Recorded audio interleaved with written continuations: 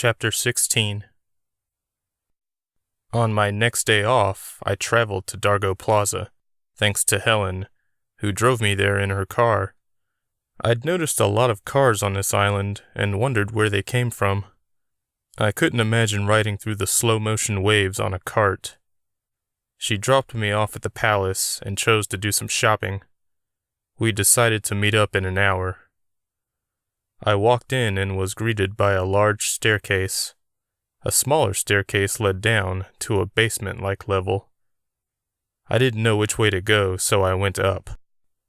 I asked a guard where I could find Anila. Helen had told me she worked here, but not where. I had a hard time wondering why a princess would work at all, let alone in her own palace. The guard told me she was downstairs doing paperwork. I thanked him and hopped down the grand stairs into the basement level. I walked into a room where there were employees sitting at counters, talking with customers. There were at least 20 people here. I grabbed a ticket from a dispenser. It had the number 54 on it. I looked to the red number display on a wall and saw number 50 being served. I sighed and waited.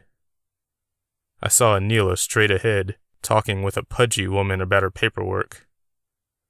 I'd been to a courthouse on the mainland when renewing my truck's registration, and this place was just like that. The island felt a little less strange to me at that moment. When my number popped up on the display, I was ushered forward by an old, grumpy-looking man on the right. "I'll just wait for her," I said to him, pointing to Anila. He shrugged and took the person behind me. Anila noticed me and frowned. I didn't care if she wasn't happy to see me, because I wasn't happy to see her either. I just wanted answers. "What are you doing here?" she asked when I approached her window.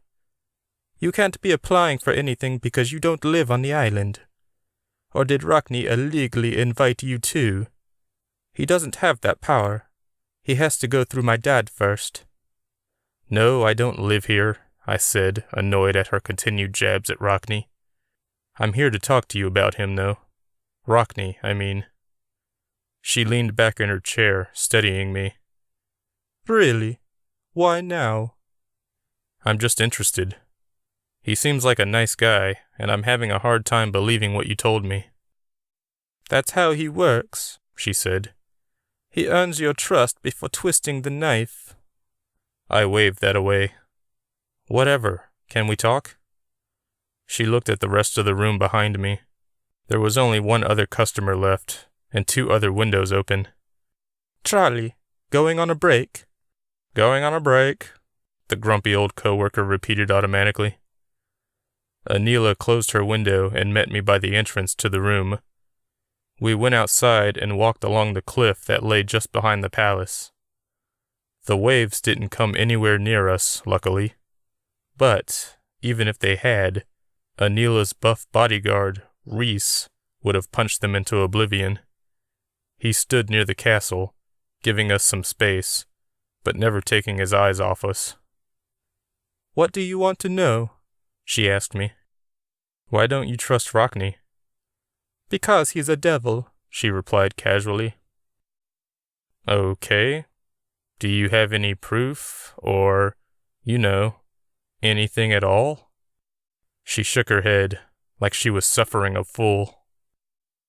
"You just don't know him. He put a spell around this whole island to keep outsiders away." "I know that," I said. "Did you know the spell kills the outsiders if they don't leave immediately?" "Yes, it happened recently." Her eyes grew wide. "Really? We weren't told anything about this. See? He's keeping secrets from us." "Maybe your dad knows but didn't tell you. Ever think of that?" "My dad tells me everything. I'm next in line to inherit this island." I looked at the humongous castle next to us. "Then why do you work here? It seems like a normal job for normal people." "I'm normal," she said, a little offended. "Sorry, you know what I mean. This doesn't seem like the job a princess would take." That's part of the reason I like it. Please don't tell me it keeps you grounded. It keeps me grounded, she said, almost at the same time I'd started my sentence. We looked at each other and then laughed. Back to Rockney, I said. Why do you hate him so much? I just get a bad feeling when I'm around him. My mother did too before she died. I'm sorry to hear that, I said, because I didn't know what to say. Thanks, Anila said. She sounded genuine. My suspicions got stronger after she died. Why? Because I think Rockney killed her. I had to take a moment to process this. What makes you think that? She was investigating him. She didn't trust him or that village. She didn't like the fact he'd brought trouble with him and locked it away on some part of her island. Do you know why he created the village? I asked. I wasn't sure I would tell her if she didn't. Yes. He's hiding from some demon named Nauki. There you go then. Why would a demon hide from another demon? I didn't call Rockney a demon, I called him a devil. What's the difference? I think of demons as some mindless throne, whereas devils are cunning. Okay.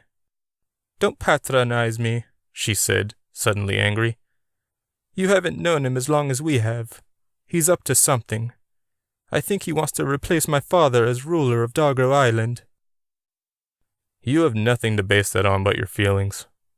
She shook her head, full suffering again. Do you ever ask yourself why he would hire humans to guard an entire village full of creatures like himself? A few times, yes. If the entire island decided to rebel and storm the place, do you think you could stop it?